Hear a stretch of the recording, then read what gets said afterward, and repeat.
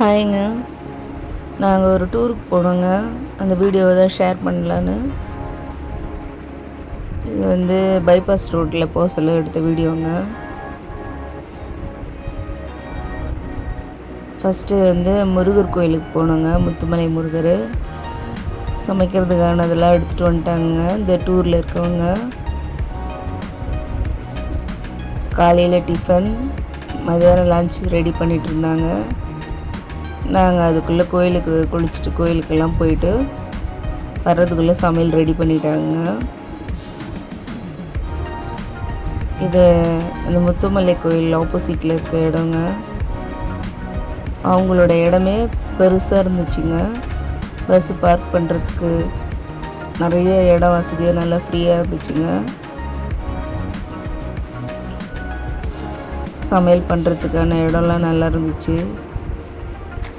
சமையல் செஞ்சிட்ருக்காங்க.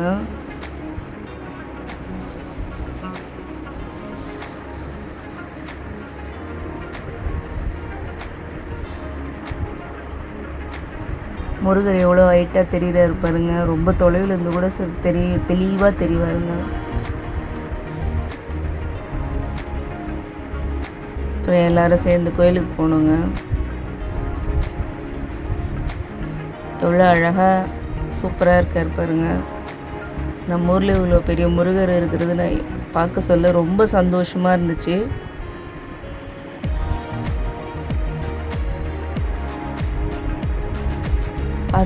பார்த்துட்டே இருக்கலாமான்னு இருக்கும், வர்றதுக்கு மனசே இருக்காது.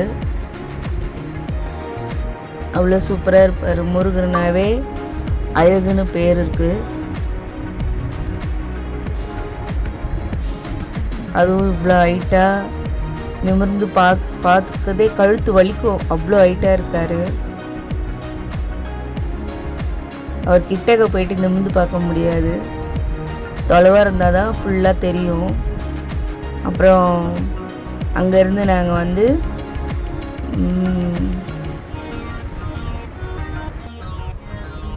கொடிவேரி ஃபால்ஸுக்கு போகிற வழியில் மதியம் லஞ்சு சாப்பிட்டோங்க.